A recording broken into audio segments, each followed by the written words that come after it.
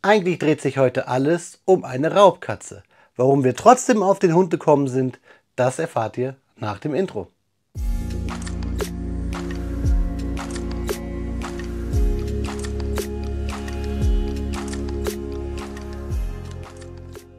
Willkommen und Dzień dobry in der Noppenklättchenscheune. Mein Name ist Blockstar und liebe Freunde, obwohl wir offensichtlich einen Panzer 5 heute im Fokus haben, sprechen wir trotzdem über Hunde und deswegen kommen wir ein bisschen auf den Hund, genauer gesagt auf den Pudel. Denn dieses Set ist eine ikonische Neuauflage des berühmten Themas des gekaperten Panzers, des Panzerkampfwagen 5 beim Warschauer Aufstand. Und natürlich bauen wir nicht dieses Set, sondern wir bauen die 2655 aus der Historical Collection 2025. Dieses Set steckte hier drin und wie wir dahin gekommen sind und was es für tolle Fakten gibt rund um unseren Pudel, das erfahren wir gleich hier auf meinem Bautisch.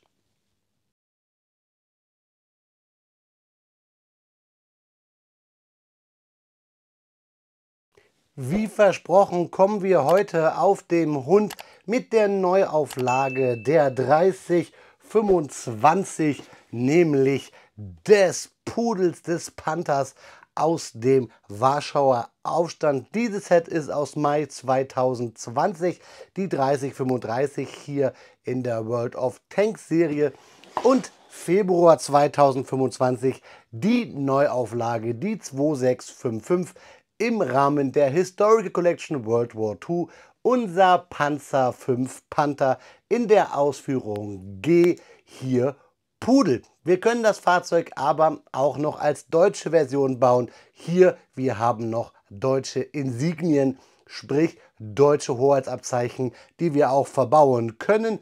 Da dieses Fahrzeug aber hier auf dem Karton schon als Pudel gelabelt ist, bauen wir diesen Panther natürlich in den Farben des Warschauer Aufstandes. Wir haben zwei Minifiguren, einen polnischen Freiheitskämpfer und einen deutschen Panzersoldaten. Das Set kommt im Maßstab 1:28, hat 1133 Steinchen und die gerade erwähnten zwei Minifiguren. Wir haben ja aktuell die Panther-Reihe ganz groß bei Kobi, denn wir bekommen ja noch einen Panther, einen Dreifarbtarn-Panther und wir hatten ja schon die 2599, die Limited Edition. Deswegen kommt uns dieses Foto hier bekannt vor, hatten wir nämlich auf dem Karton der 2599 auch und auch die Hinweise, dass wir den Turm abnehmen können und den Innenraum des Turms sowie den Motorraum bauen. Das kennen wir auch von der 2599. Wie gesagt, ich baue hier die polnische Variante, trotzdem gibt es nachher natürlich Detailfotos von beiden Variationen. Dieses Fahrzeug kommt im berühmten Senfgelb daher. Und um das zu überprüfen, wollen wir natürlich einmal in den Karton gucken und traditionell muss bei Blocksy da der Karton einmal fliegen. Ja, Freunde, da liegt der Inhalt des Kartons hier auf dem Bautisch. Zuerst fällt uns auf, wir haben hier einen gelben Teiletrenner. Bei der 2599 hatten wir einen schwarzen, die neuen Teiletrenner von Kobi. Wir haben eine Bautüte 2, wir haben eine Bautüte 3 und eine Bautüte 1, die schon leicht zerfleddert daherkommt. Und wir haben eine Anleitung hier für unsere 2655. Was ich ganz besonders interessant finde, ist, dass wir hier doch eine andere Art der Anleitung haben als bei der 2599. Warum, weshalb, wieso? Ja, wenn wir uns das Innenleben angucken, ist es doch etwas anders, kommt anders daher. Wie immer wichtig, wenn man Kobi-Anleitungen lesen möchte, schaut zuerst hier auf diese Legende. Da seht ihr die Sondersteine, die ihr braucht, damit ihr nicht durcheinander kommt, wenn es um Brackets, Slopes oder Wedges geht. Wir fangen mit der Tüte 1 an, die reißen wir auf, wir bauen drauf los. Und wir hangeln uns von Baustep zu Baustep, wobei der aktuelle Baustep immer der farblich hinterlegte ist. In den Rechtecken sehen wir die Steine, die wir brauchen und Pfeile weisen uns den Weg. Und mitunter gibt es Anlegehilfen hier, dass wir gar nicht Noppen zählen müssen. Fertig sind wir dann mit den Baustep 188, wenn wir hier den Turm bzw. den Motor im Fahrzeug verbauen. Auf den letzten Seiten dann die Steine. Sollte euch ein Stein fehlen, habt ihr hier die Nummer und könnt es gleich bei Kobi auf der Service-Webseite hier orange umrandet gleich monieren. Und eine Zusammenbauhilfe für die beiden Figuren, für den polnischen Freiheitskämpfer und für den deutschen Panzersoldaten habt ihr auch. Alle weiteren Fragen könnt ihr hier bei Kobi direkt klären. Wie gesagt, wir haben hier ein etwas anderes Design der Anleitungen, auf den ersten Blick schon, aber hier drinne dann etwas mehr gegliedert. Wir haben auch hier bei dieser Anleitung weniger Bausteps als bei der Limited Edition, obwohl wir bei der Limited Edition ja natürlich noch Motor und so weiter bauen und Motorstands und Stacheldraht, haben wir hier trotzdem deutlich weniger Bausteps, fast 80 bzw. 90 Stück. Wir werden auch beide Varianten nachher einmal gegenüberstellen, um Stand jetzt hier Anfang Februar einmal die aktuellen Panthers von Kobi zu vergleichen, sofern sie den Maßstab 1:28 haben. Ich wünsche euch jetzt auf jeden Fall viel Spaß bei den Fakten. Da bekommt ihr auch alle Infos zu dem Fahrzeug, wie groß, wie klein und so weiter, sowie die technischen Informationen. Die kommen nämlich jetzt gleich bei den Infocards. Und mir wünsche ich dann, während ihr die Fakten lauscht, natürlich viel Spaß beim Klemmen, liebe Freunde.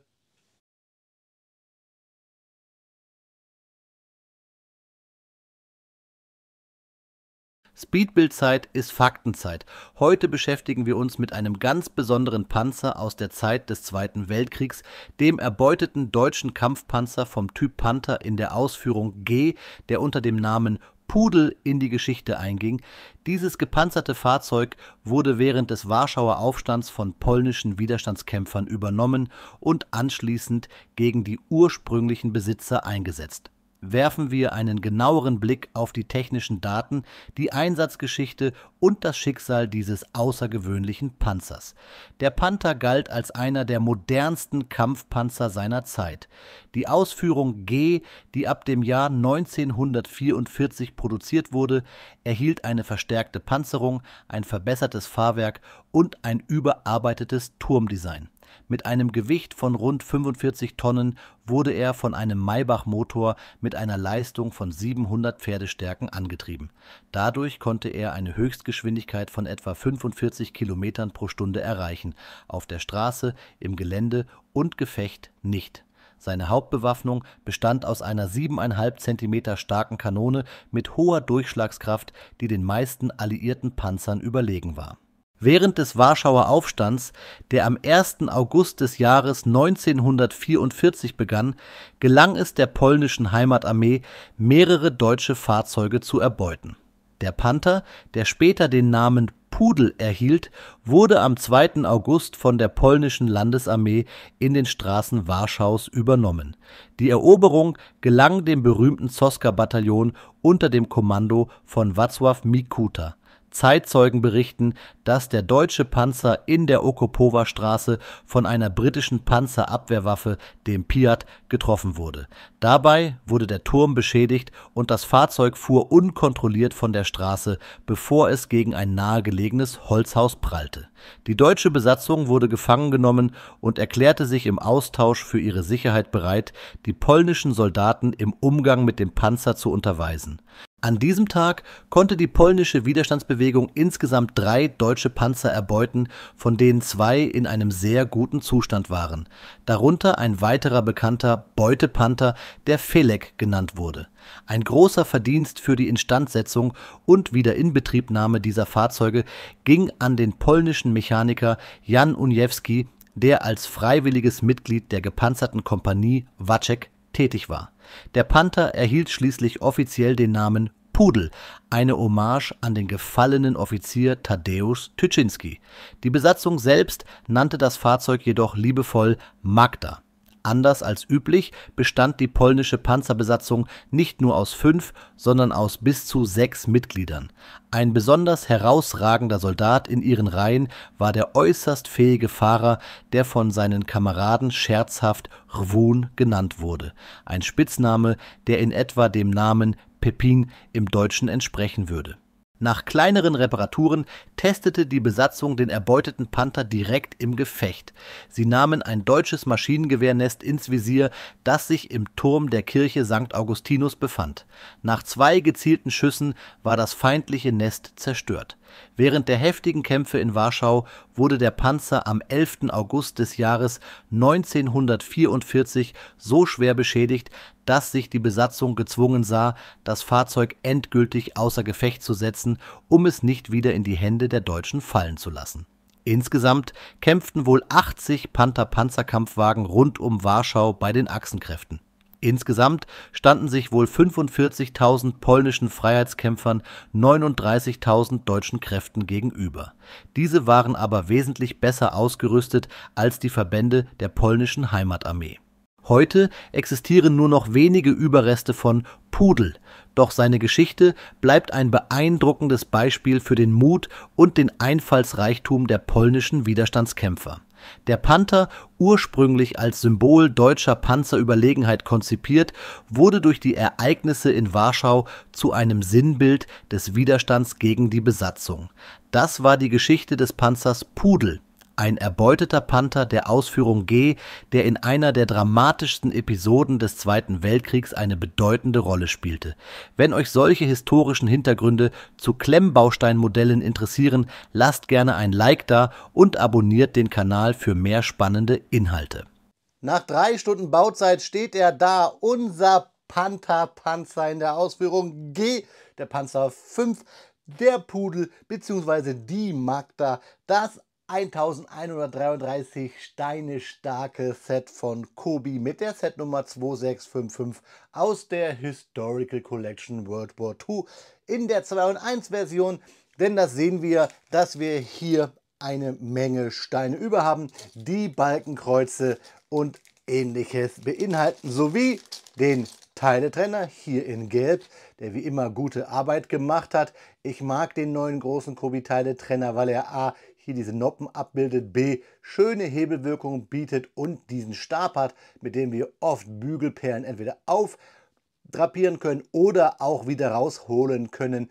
Also ein guter Teiletrenner, der auch genau passend zur Kobi Klemmstärke hier groß daherkommt. Jetzt mal in Gelb. Wir haben jetzt also schwarze und gelbe bis jetzt gehabt. Kann ich euch verraten, da hatten wir einen schwarzen bei der 2599 und hier hinten im Karton bei der 2656, da gibt es auch einen schwarzen Teiletrenner, kleiner Spoiler.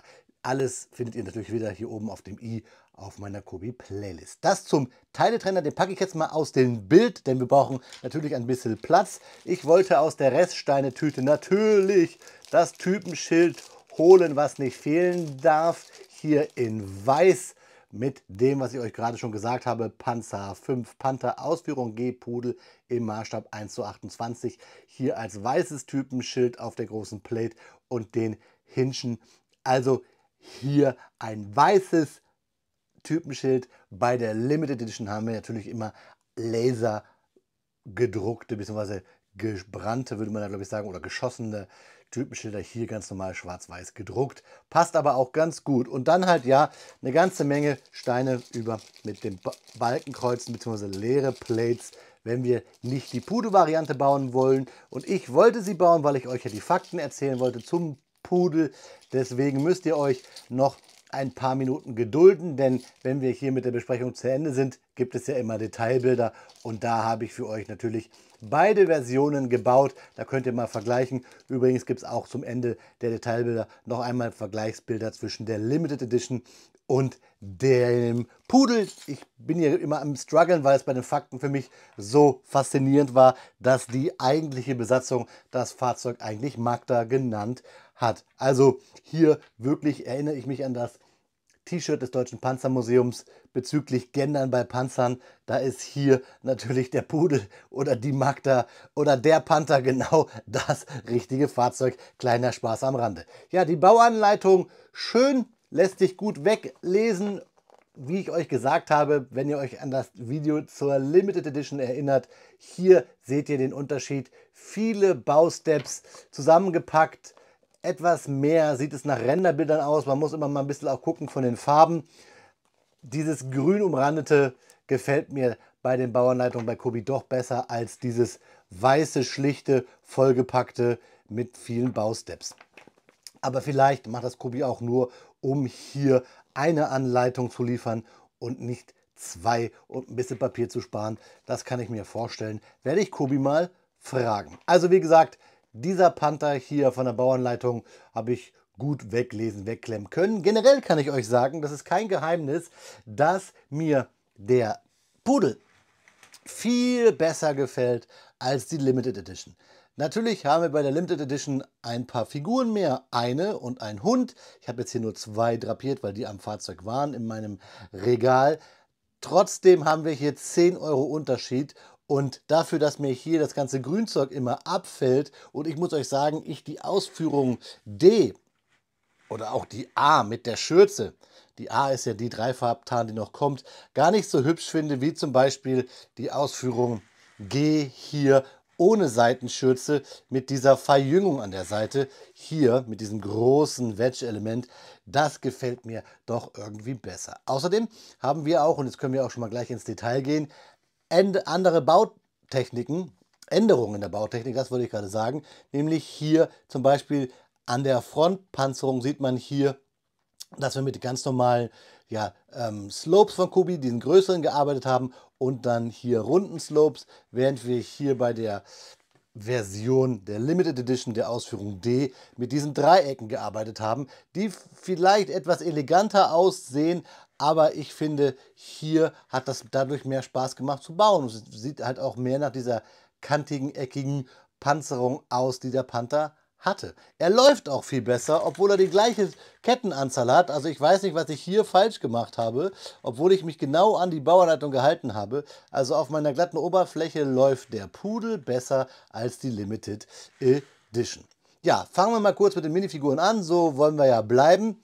So machen wir es ja immer. Hier haben wir unseren berühmten Mechaniker der polnischen Heimatarmee mit deutscher Beuteuniform, aber Barett der polnischen Heimatarmee, der den Pudel instand gesetzt hat. Schön bedruckte Figur, wieder hier viel Liebe zum Detail, finde ich gut. Diese Figuren von Kobi werden immer besser und haben ja nicht umsonst hier aktuell richtigen dollen Sammlerwert. Und dann, ja, für die Version, wenn wir sie als Deutsche bauen wollen, haben wir hier unseren schwarzen Panzerkommandanten, auch richtig toll bedruckt, so viele Details, ob es hier das graue Unterhemd ist, die rosa Litzen, ob es hier das Abzeichen ist, ob es die Feldmütze ist, richtig gut bedruckt, nur von hinten natürlich nicht. Ist natürlich auch ein bisschen schwer bei diesen schwarzen Figuren, diese typische deutsche Panzeruniform, da viel drauf zu drucken, zu erkennen, hier mit der Koppel und auch den EK.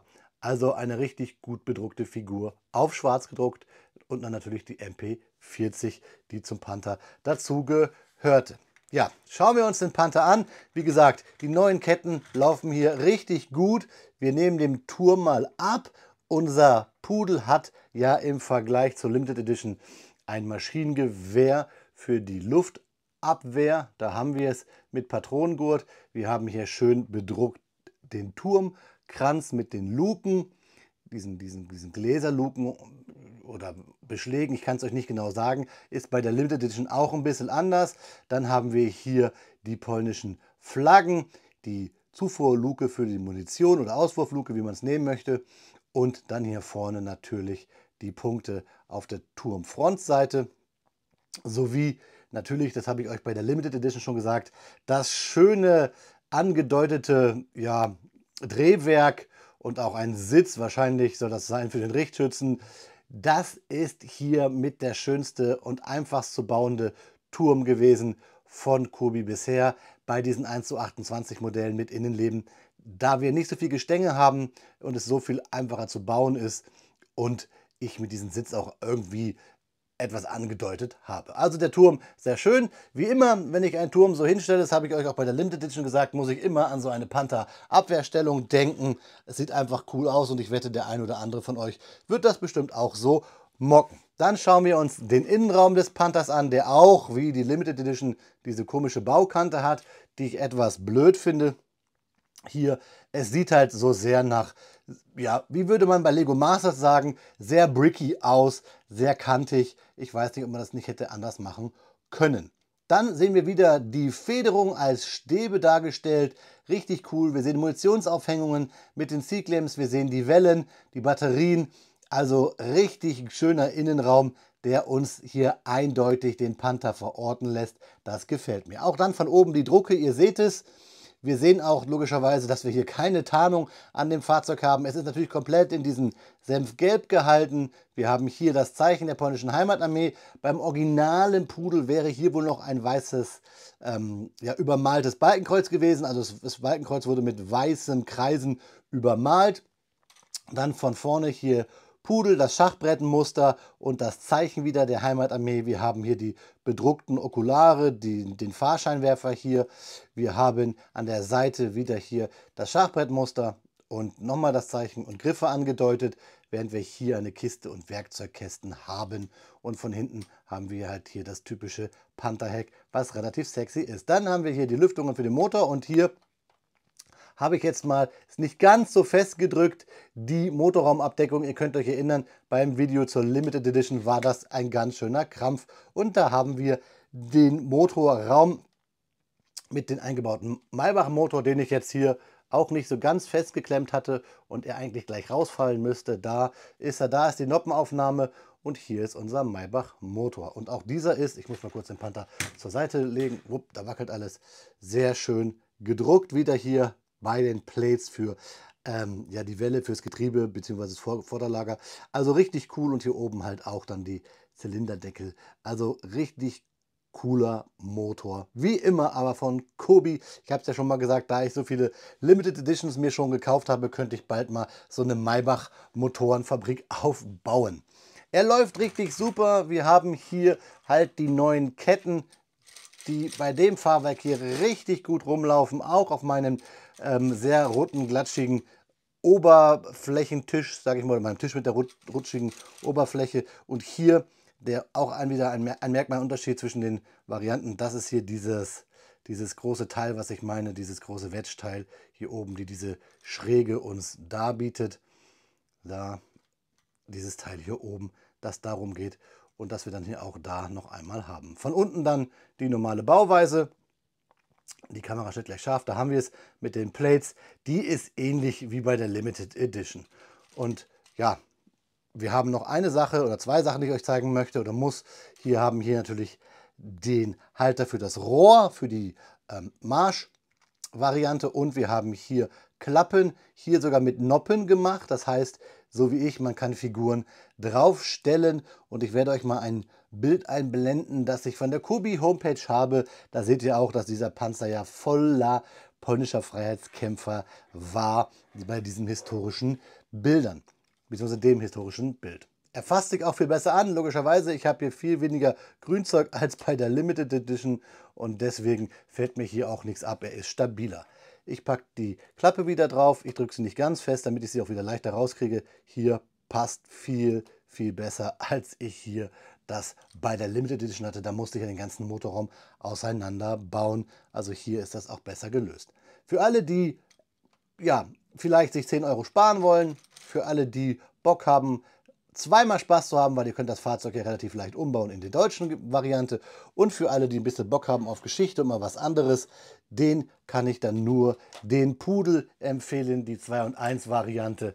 Die hat mir wirklich, wirklich mehr Spaß gemacht, auch wenn wir natürlich bei der Limited Edition mehr, ja, mehr Teile bekommen, mehr drumherum, aber ich habe es euch gesagt, egal wo ich anfasse, es fällt mir immer was ab. Ich habe Probleme mit der Motorraumabdeckung.